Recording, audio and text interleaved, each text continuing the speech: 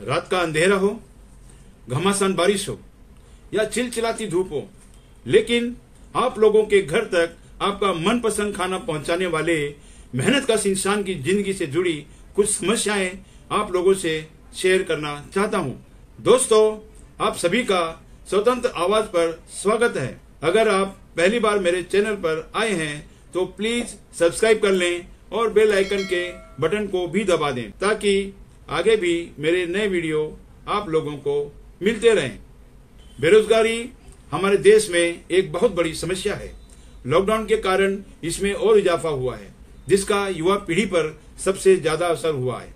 इस बेरोजगारी के कारण बहुत से युवा जोमेटो नामक फूड सप्लाई कंपनी के साथ डिलीवरी बॉय के रूप में काम कर रहे हैं।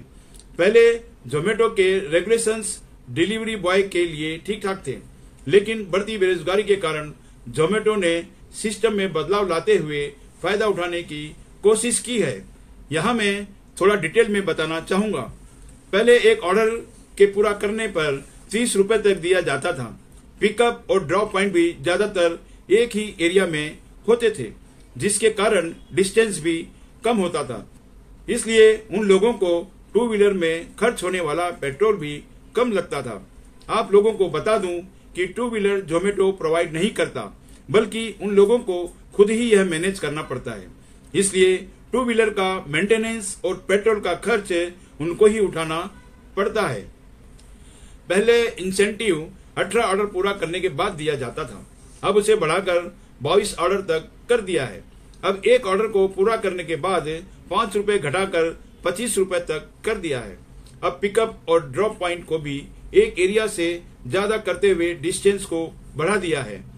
फॉर एग्जाम्पल, जैसे एक डिलीवरी बॉय किसी लोकेशन में इंतजार कर रहा है ऑर्डर का, तो उसे पिकअप पॉइंट कम से कम 8 से 10 किलोमीटर तक का दे दिया जाता है, लेकिन पिकअप पॉइंट के नजदीक वेट करने वालों को यह ऑर्डर नहीं आता है, जिसके कारण डिलीवरी बॉय का पिकअप पॉइंट पर पहुंचने के लिए ट्रैफिक जाम की वजह से टाइम वेस्ट के साथ साथ पेट्रोल भी ज्यादा खर्च हो जाता है। और पेट्रोल की रेट आज कहां पर है यह सबको मालूम है। जोमेटो के इस सिस्टम के बदलाव के कारण उस गरीब पर दोहरी मार पड़ती है।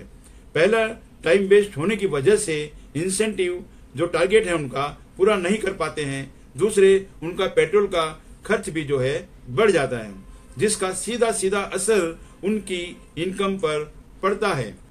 जोमेटो ने यह सिस्टम का बदलाव जानबूझकर इसलिए किया है कि ज्यादा से ज्यादा लोग अपने इंसेंटिव टारगेट को पूरा ना कर सकें।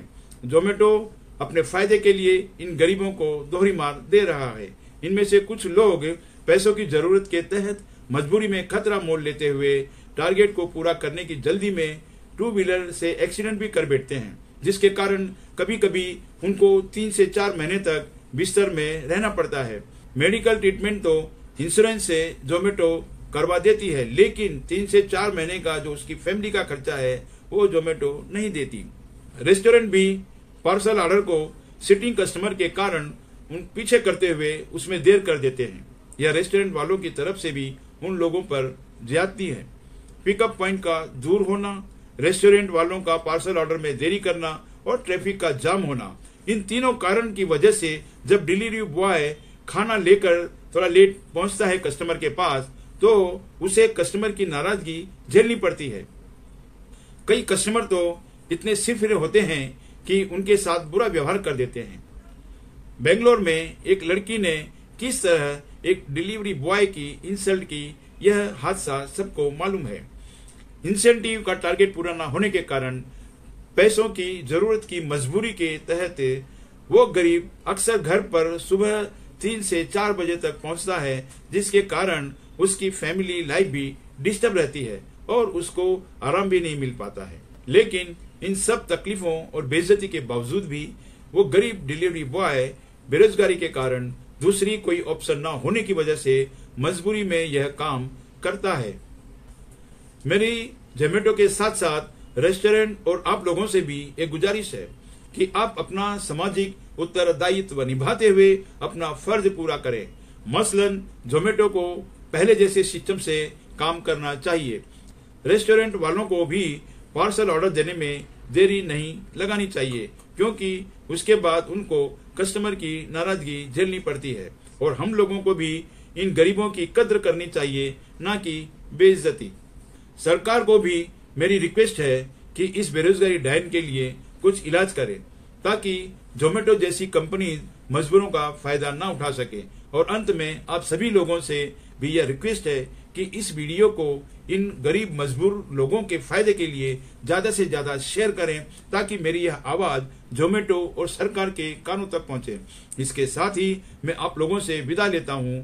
यह वीडियो आपको कैसा लगा मुझे लाइक और कमेंट करके जरूर बताएं, जिससे मुझे हौसला मिलता रहे और आगे भी ऐसे ही समाज से जुड़ी समस्याओं के ऊपर मैं वीडियो बनाते रहूं।